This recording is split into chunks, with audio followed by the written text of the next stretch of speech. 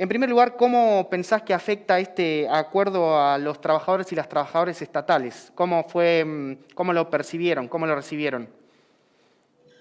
Bueno, nosotros lo rechazamos enérgicamente. En realidad ya veníamos planteando desde hace unas 3 semanas más o menos que lo que se venía era una paritaria nuevamente de ajuste, porque esta es una situación que venimos arrastrando los últimos 4 o 5 años por lo menos, que el año pasado fue realmente muy difícil, que también fue una paritaria que fue firmada por la conducción de nuestro sindicato de ATE, porque escuchaba lo que decías al principio, UPCN históricamente ha firmado todas las paritarias, cualquier propuesta que planteara el gobierno, fuera el gobierno del color que fuera, pero no así en el caso de nuestro gremio de ATE, que en general ha firmado en disconformidad las paritarias que se planteaban a la baja o que no planteaban por ahí otros reclamos de los trabajadores y las trabajadoras.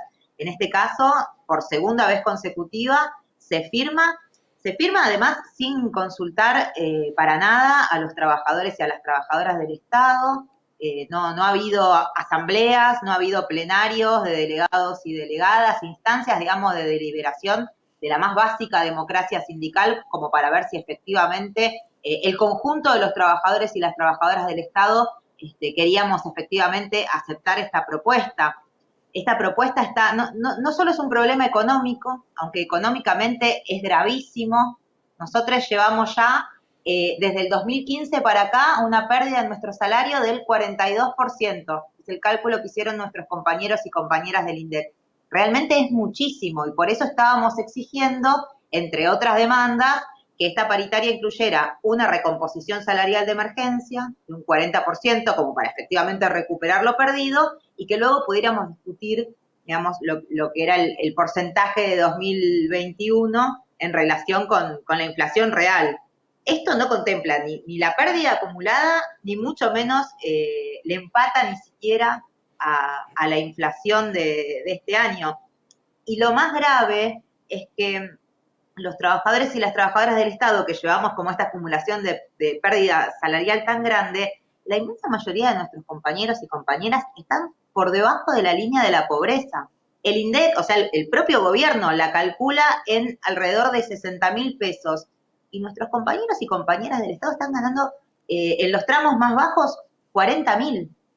Entonces, ¿cómo puede ser que se nos plantee una paritaria para que los compañeros y las compañeras sigan en la pobreza? Ni siquiera, digamos, ni hablar de lo que es una canasta de consumos mínimos, que es lo que debería cubrir un salario, porque nos acostumbramos a pensar en términos de pobreza, ¿no? Pero realmente un salario debería cubrir un montón de cosas más que los alimentos. Eso también lo han calculado los compañeros y compañeras del INDEC. Eso está arriba de 92.000 pesos. ¿Qué trabajador, qué trabajadora del Estado cobra ese salario? Y la verdad es que estamos haciendo durante toda esta pandemia un esfuerzo enorme desde nuestros organismos para sostener políticas públicas en medio de una situación que es un drama social, un drama económico, un drama en todo el país. Ni hablar de los compañeros de salud, de educación, de ciencia y tecnología, que es el sector donde yo estoy, el INTI, pero muchos organismos, el CONICET, ni hablar, compañeros y compañeras de la CONEA, haciendo un esfuerzo muy grande para tratar de ayudar en medio de esta situación de pandemia, de generar soluciones que tengan que ver con la innovación, con el desarrollo, con la investigación científica, y lo que recibimos, digamos, por parte del gobierno, y lamentablemente hay que decirlo, de las conducciones de los gremios estatales, bueno, es esta paritaria inaceptable, ¿no?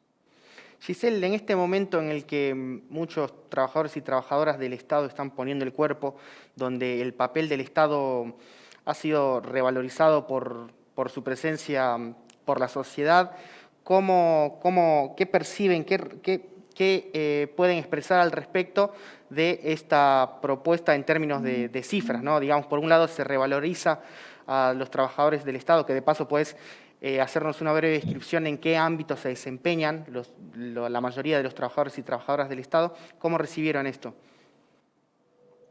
Bueno, vos pensás que todas las políticas públicas, que siempre además denunciamos que son insuficientes, y mucho más en un contexto de pandemia como la que estamos atravesando, ¿no? Una crisis sanitaria, una crisis social, una crisis económica, las más mínimas herramientas que el Estado tiene a la mano dependen de un laburante del Estado, de nosotros.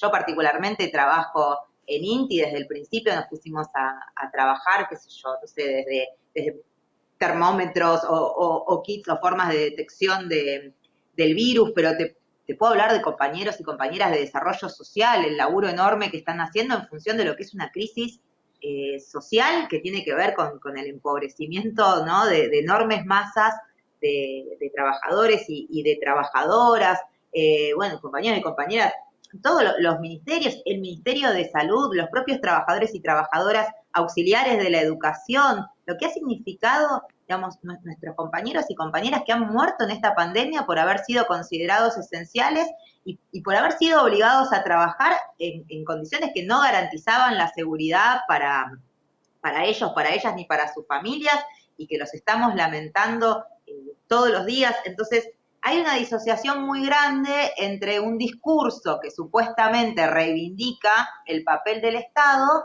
pero que en la práctica no se condice ni con los salarios de los estatales y de las estatales, ni con nuestras condiciones de contratación. La inmensa mayoría de los trabajadores y las trabajadoras del Estado estamos precarizados, de la peor manera, o con contratos de monotributo, contratos de ley de contrato de trabajo en caso de INTI, contrato, bueno, hay infinidad de formas, artículo 9, contrato 48, hay infinidad de formas de contratación en el Estado, todas de una precarización absoluta. Y se sigue prometiendo en cada paritaria, se prometió el año pasado, se vuelve a prometer ahora que va a haber un proceso de pase a planta permanente, pero que no llega nunca. Tampoco en relación con los presupuestos, ¿no? Los presupuestos de nuestros propios organismos, porque ha sido muy importante recuperar, no sé, el Ministerio de Salud como ministerio, que había sido degradado a secretaría, lo mismo con Ciencia y Tecnología, podríamos hablar del Ministerio de las Mujeres, Género y Diversidad, pero si eso no va acompañado de presupuesto y de políticas públicas efectivas, es discurso. Entonces, la verdad es que es muy preocupante porque no hay política pública sin salario para los estatales o sin estabilidad laboral para quienes trabajamos en el Estado. Y lo que vemos es que hay como mucho prurito a la hora de tocar intereses importantes o de buscar recursos donde efectivamente existen. Fíjate todo lo que pasó con la discusión del impuesto a las grandes fortunas y cómo se fue retrocediendo y terminó en algo realmente bastante limitado y que incluso ni siquiera eso poquito limitado, ¿no? Hay enormes sectores que se están negando a pagarlo. Y ahí están realmente los recursos como para cubrir, para dar respuesta a lo que estamos reclamando los trabajadores y las trabajadoras del Estado. Lo mismo cuando hablamos de la deuda externa. Nosotros, una de las últimas actividades que hicimos fue una radio abierta del Ministerio de Economía. Y era muy simbólico que los trabajadores y las trabajadoras del Estado estábamos en el Ministerio de Economía haciendo una olla popular y el ministro estaba, digamos, de gira por Europa para ver cómo pateaban los pagos al Club de París y cómo resuelven con el Fondo Monetario. Y realmente esta es una discusión que está planteada históricamente, pero que hoy cobra mucho más relevancia, ¿no? Hay enormes sectores de la población que están planteando que no se puede pensar en pagar una deuda que además hasta el propio gobierno planteó en su momento en campaña que era fraudulenta, que era ilegítima, que había sido utilizada para la fuga de capitales, para bancar la campaña de Macri para una reelección y sin embargo estamos viendo en medio de esta tragedia social que estamos pasando cómo se le paga al fondo, cómo se arregla con los usureros internacionales, mientras seguimos pagando salarios de hambre a los trabajadores, no a los trabajadores del Estado, sino a toda la clase trabajadora en general, o se da de baja la IFE, o se da de baja el ATP, ¿no? Políticas que podrían servir para paliar un poco los efectos tan dramáticos de esta pandemia. Eso, la verdad es que así como lo vemos desde este espacio donde estamos levantando la voz al interior de nuestro propio sindicato para rechazar esta paritaria. Giselle, hablabas hace un ratito de la dificultad de encontrar espacios de deliberación, de debate, al interior incluso de algunos sindicatos. ¿Podrías profundizar un poquito en esto? Y mirá, la verdad es que esta paritaria, la conducción de nuestro sindicato a nivel nacional la firmó sin haber convocado siquiera un plenario de delegados y delegadas. O sea que no consultó absolutamente con nadie. Deciden por nuestro salario, por nuestro destino, por nuestras condiciones de vida, sin que ni siquiera existan ámbitos donde discutir. Y sabemos que en general es la lógica de la inmensa mayoría de los gremios, porque los gremios hace mucho tiempo que lamentablemente están burocratizados y que funcionan más como auxiliares de las patronales y de los gobiernos de turno para sostener, digamos, políticas de ajuste, de mayor explotación y demás, que efectivamente como herramientas de lucha de la clase trabajadora. Pero, digamos, en general, ATE y los gremios que tienen que ver con la CTA, teníamos una práctica, digamos, de ámbitos donde poder discutir, de asambleas, de plenarios, donde al menos poder plantear nuestra objeción o nuestra oposición a lo que planteara la conducción. Eso no existió ni en la firma del año pasado, ni en la de este año. Y no es una casualidad, ¿no? La primera vez que la Conducción Nacional de ATE decide firmar y acompañar una paritaria que va absolutamente en contra de los intereses de las y los estatales, lo hace de espaldas a los propios trabajadores y sin ámbito donde debatirlo, ¿no? Directamente firman sin ninguna consulta. Entonces, nos parece que ese de verdad es un problema metodológico muy grave porque los trabajadores y las trabajadoras necesitamos recuperar los ámbitos de democracia sindical, porque si no, ¿dónde planteamos nuestras necesidades? Finalmente, los dirigentes firman, pero digamos, la inmensa mayoría no vive con el salario de un estatal, no pisan una oficina, un ministerio, una repartición pública, no tienen nuestras condiciones de vida. Entonces, realmente es muy importante que no solo las y los estatales, sino todos los trabajadores recuperemos nuestras herramientas de lucha y nuestros ámbitos de decisión democrática, nuestras Muy claro todo lo que asambleas. estás contando, Giselle.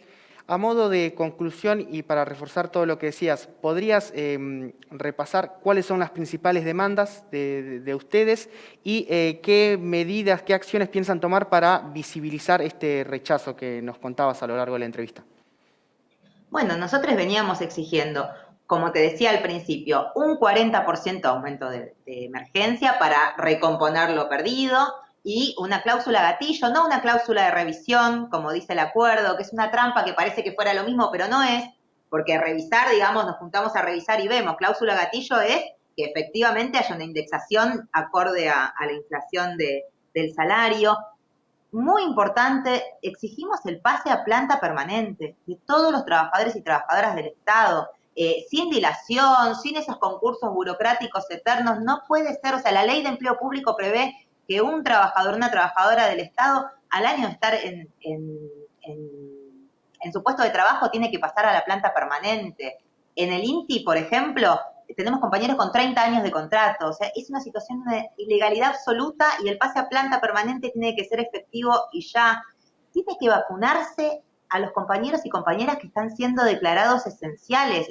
Estamos arriesgando la salud de nuestros compañeros y compañeras y no están dadas las condiciones sanitarias para la presencialidad en la inmensa mayoría de los organismos. Estamos pidiendo también la reincorporación de los despedidos y las despedidas de la era macrista. Hubo un compromiso del gobierno en su momento cuando asumió de reincorporar a los compañeros y compañeras que habían sido injustamente despedidos en todo lo que fue la etapa nefasta del macrismo, y en muchos organismos esto todavía no ocurrió. Entonces, esas son básicamente las demandas que nosotros traemos. Para eso vamos, después de este plenario tan importante que tuvimos en el día de ayer, de más de 300 compañeros y compañeras, delegados, delegadas de todo el país. Me parece muy importante señalar además en ese plenario se expresó el rechazo de varias seccionales de ATE a este acuerdo que firmó la Dirección Nacional, la seccional de Misiones, la seccional de Córdoba, la seccional de ATE Rosario, se manifestaron en rechazo de esta paritaria también, y bueno, vamos, entre todos los que estuvimos discutiendo ahí, a una caravana el día 2 de junio. Mañana vamos a estar ultimando detalles, digamos, de horario, y queremos que sea una medida, por supuesto, que tenga todos los cuidados necesarios, del distanciamiento y demás. Por eso pensábamos en una modalidad de caravana en autos o en una bici que nos permita mantener la distancia, por supuesto no utilizar transporte público, ni que haya ninguna situación de amontonamiento, ni mucho menos, pero sí que podamos expresar en la calle el rechazo a esta paritaria y que las demandas de los estatales y de las estatales siguen vigentes.